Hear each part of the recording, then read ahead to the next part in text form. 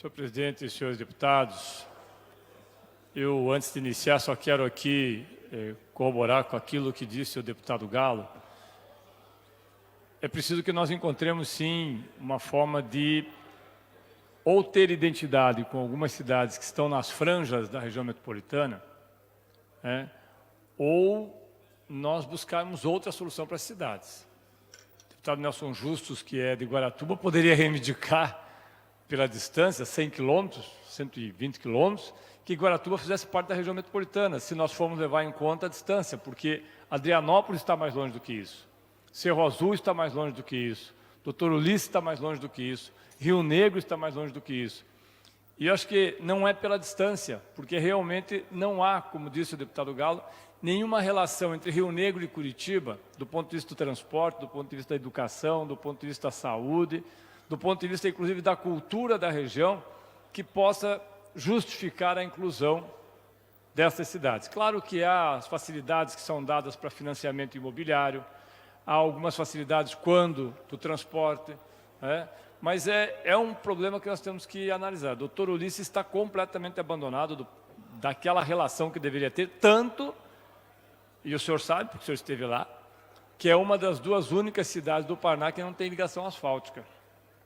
Nem para chegar e nem para ir adiante. Não tem nem com Jaguariaíva, que é a próxima cidade, o Jaguariaíva e Castro, e não tem também com a cidade que antecede, que é justamente Cerro Azul. Elas são cidades que acabam ficando completamente isoladas do restante do Estado. E é importante, sim, o senhor que está na comissão da região metropolitana, que as regiões metropolitanas sejam debatidas, não só de Curitiba, mas de Maringá, de Londrina, de Cascavel, várias regiões que foram feitas, às vezes, por uma situação muito específica, muito pontual, mas que precisam ser revistas para que possam ser integradas. Mas eu, rapidamente, senhor presidente, até porque eu sei que alguns deputados vão viajar agora, eu quero só fazer duas considerações.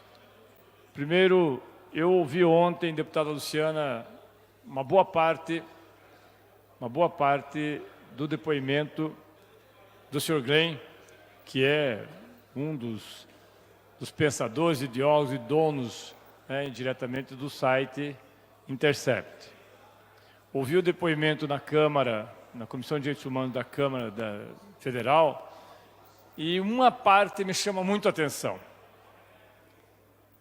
Quando respondeu a todas as perguntas, todas elas, ele foi convidado, é bom que se diga, ele foi convidado, junto com ele foi convidado também o ministro da Justiça, o senhor Sérgio Moro, que não estava, porque está nos Estados Unidos, numa agenda que poucas pessoas, talvez ninguém conheça, porque é uma agenda não divulgada, mas ele foi e respondeu a todas. Mas uma das respostas que ele deu me parece muito significativa, quando uma deputada lhe questionou por que ele não divulgava os áudios e apenas divulgava as legendas que foram obtidas através do aplicativo Telegram.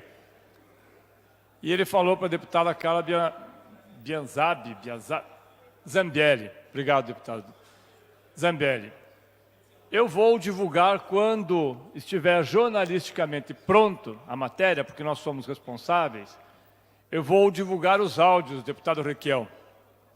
Disse o Glenn, a deputada Carla, eu vou divulgar os áudios quando estiverem prontos.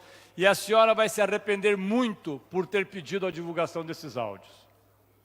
Eu acho que estão levando as coisas como se fosse uma gincana. Algumas pessoas não querem ver a gravidade daquilo que corrompe todas as relações do ponto de vista institucional entre o ex-juiz Sérgio Moro e Deltan Dallagnol. Se recusam a entender aquilo como algo que tem, sim, uma transgressão do ponto de vista jurídico. Mas outros juízes também conversam com promotores. Isso é a mesma coisa dizer o seguinte, subtenente Everton. Vendem cocaína. Mas outros também vendem cocaína. Então, quer dizer que porque outros também vendem, podem vender? Não, ninguém pode, é crime. O fato deste ou daquele juiz conversar, segundo a defesa feita pública, com este ou aquele promotor, não faz com que esta não seja uma relação absolutamente irregular. um juiz que vai instruir o processo, dizendo que tem uma testemunha que pode acusar, se isso não é irregular, se isso não é ilegal, imagine o senhor, subtenente, num processo que está sendo acusado pelo Ministério Público do Paraná, e ao invés do promotor procurar as provas, ele liga para o juiz e diz: me diga aí uma testemunha para que eu possa levar para acusar o deputado Everton. Isso é correto? Isso é uma sandice pensar que isso é correto. Nós temos algumas pessoas que são advogados, mas não precisa ser advogado, basta ter um neurônio para entender que isso é uma sandice. Não precisa mais do que um neurônio, um neurônio. A não ser que a pessoa ache que é normal, que nós vivemos num país que as coisas podem acontecer do jeito que der, dependendo de quem faça. Então, acho que essas coisas, elas vão chegar a um tempo, que vão ser colocadas de uma forma muito dura, porque vai frustrar muita gente. Eu não tenho a menor dúvida que nós vamos nos frustrar. Eu conversei uma ou duas vezes com o juiz Sérgio Moro, quando juiz. Uma no caso da Copel, que nós fomos levar lá, alguns depoimentos foram feitos aqui, e outra na posse da Pajuf. E sempre admirei o juiz Sérgio Moro até aquele momento, porque ele fazia as coisas que me pareciam muito corretas. Hoje, quando nós vemos todas essas formas como são feitas, eu penso que parte significativa da população se decepciona. Como nos decepcionamos com política, com políticos? Agora, defender aquilo que você continua vendo está errado, não tem o menor sentido. Ontem o Lula continuou na cadeia, mas claro que continuou. Alguém achava que o que estava sendo julgado ontem era o mérito do habeas corpus? Leia o processo.